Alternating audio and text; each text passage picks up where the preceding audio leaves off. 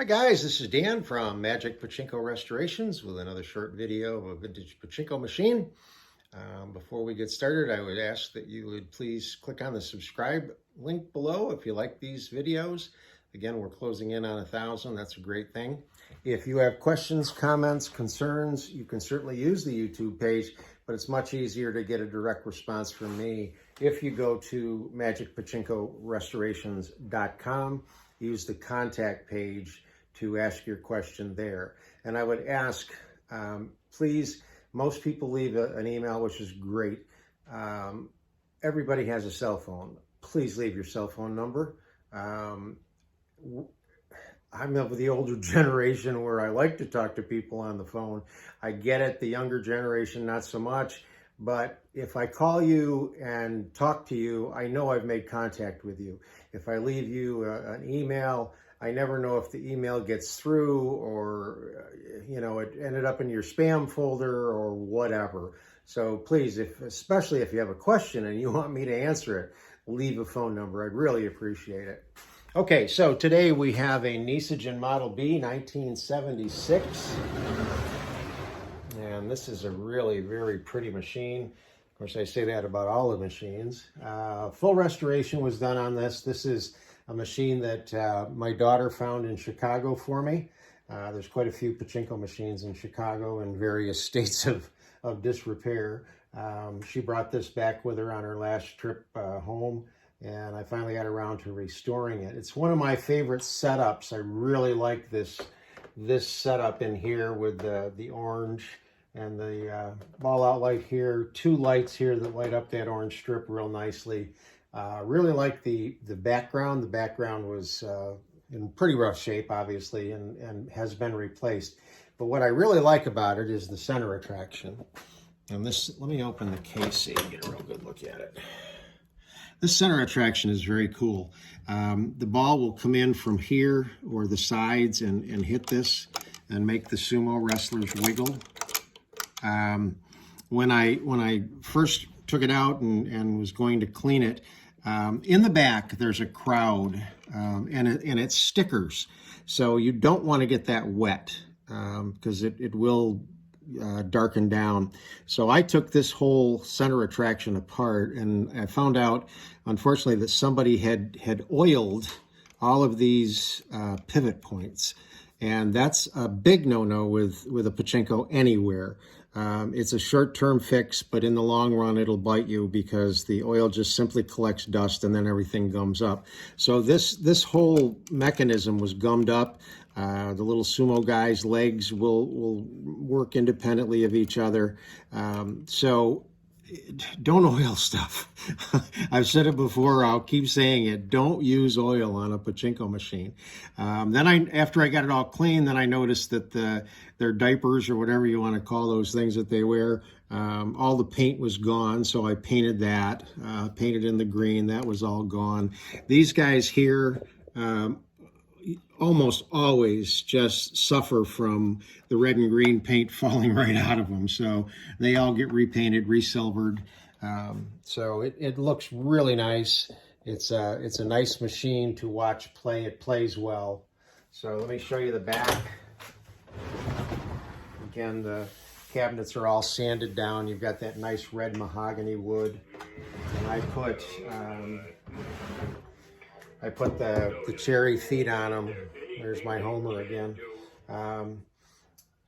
All this gets stripped off, all gets taken apart, cleaned. Everything gets polyurethane down behind it, and then everything gets put back on. So I've read some comments on the different websites and Facebook pages that people don't like Model Bs. I'm not really sure why. This is number 227. So probably, my guess is easily over 100, maybe even 150 of those 227 machines have been Nishijin Model Bs. I really like the Model B. I think the design is very good. It's an easy machine to take this off, take it apart, put it back together again, put it back on. It's very easy to do. The mechanism is sturdy. If you get them working properly, you rarely have any problem with these guys. So I'm not really sure why people don't kind of diss the Model Bs. I really like them. And they were very prolific, so there's a lot of different Model Bs out there. So hooked up the 12-volt power supply over here. This one has all the covers, including the one right here. Every cover is on, which is nice, so it's a complete machine. This one is for sale. This one is one of mine. It'll be up for sale. It'll be on the website shortly. So when you go to set up a Model B, right here is the latch for what's called the ball dump. So the balls fill this, they go into the upper chute, into the turnaround, into the lower chute, into the jackpot, and then they back up. Now, if you're going to empty the balls out of the machine, that's what this is for. You would push on this, and then it allows these two arms to drop and allows the balls to come down this tube and empty out the machine. So that's how you get all the balls from here out. You still have the balls in the jackpot you have to deal with, but that's only a handful. So when you go to set this up, you need to reverse that process. You want to take this and push it over to the right so that these two metal pieces latch. And I usually highlight them with red marker. So it's right here. Just go like that, and that'll keep these arms up and let the balls run across. Okay, so that's the first thing you want to do. The second thing you want to do is make sure that your seesaw, and this is nice because this is clear plastic. You can see the seesaw, the white plastic, sitting in there on an angle like this, not this way. If it were pointed down, right where this arrow is, you just push up on that little lever, a little rod, and it'll push the seesaw up where it belongs. That's the proper position for the game to start. If it's down, then you'll get a win on the front side, but it won't pay out, and then the balls will jam. So that's the one thing you got to be careful of, is make sure the seesaw is in the right spot. So just as a double check, I always say just put a handful, because in case this isn't latched, you're only going to end up with a handful of balls on the floor.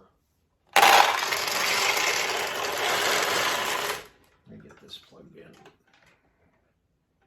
So the ball light is on. These are your jackpot lights.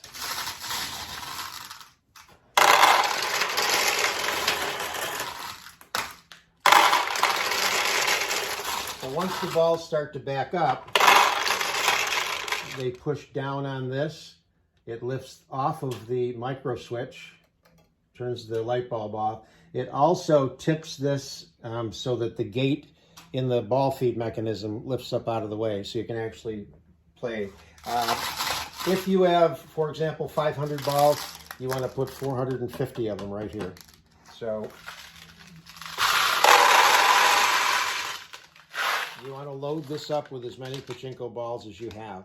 You really only need a handful to get started playing the machine.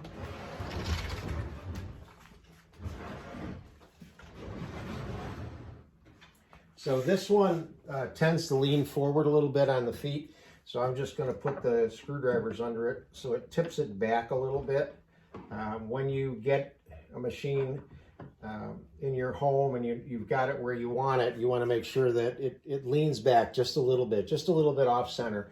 That'll keep the balls laying against the playfield rather than out too far and up against the plexiglass. So again, you only need about, just a small handful to get going here. If the machine's completely empty, the first time you go to shoot, it won't launch a ball. It takes one cycle to get a ball onto the launch ramp. Second time you launch, it will shoot a ball. Okay.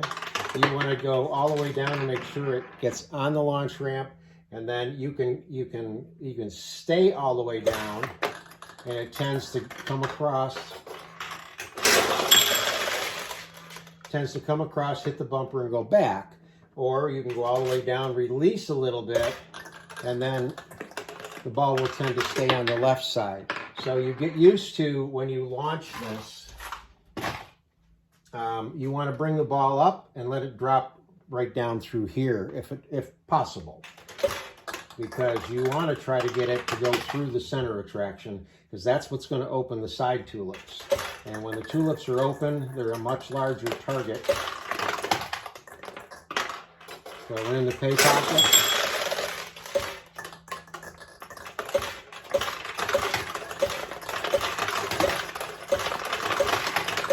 So I got one down in the center. It went in the center and went straight through. It came out this hole, went through this and into this. So it opened this one, but it didn't open the side ones. If the ball stays on either side, it'll open up the side tulips. So now I've got the center tulip open, and I'm going to try to get a ball in there. There we go.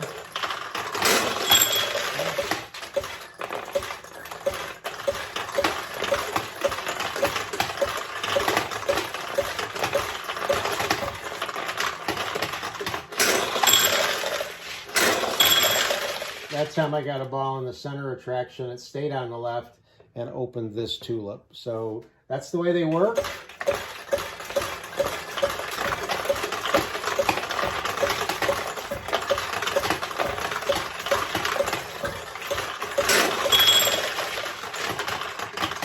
So that's the 1976 Nishijin Model B with the Sumo Wrestlers for the center attraction. Hope you like it.